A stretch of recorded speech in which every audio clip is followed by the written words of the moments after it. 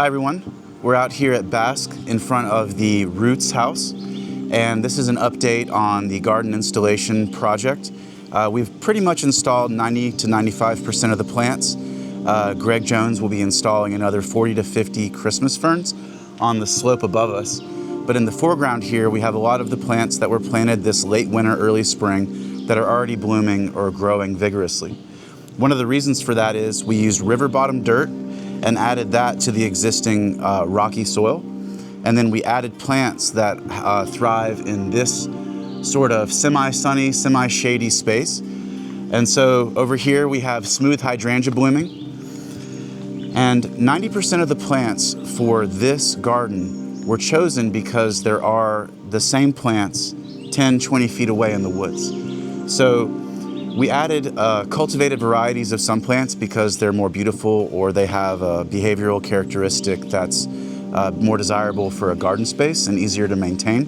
But many of these plants are the straight species that occur just out in the woods over here.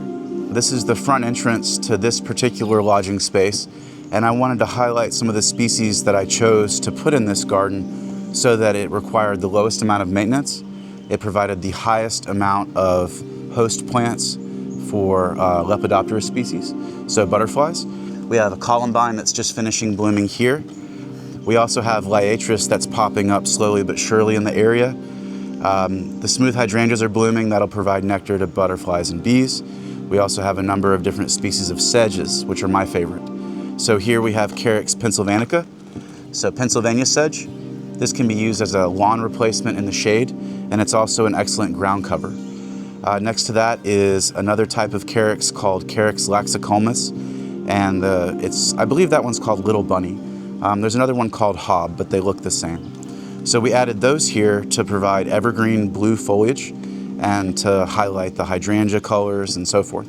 So all of the plants in here love it in this ecosystem, and they will require very little maintenance throughout the year. One of the areas that we installed this late spring is over here, and one of the goals for this area was to plant things like this heuchera and make it match the surrounding ecosystem without making it look impositional. What we don't want is plants that stand out too vibrantly in such a natural space.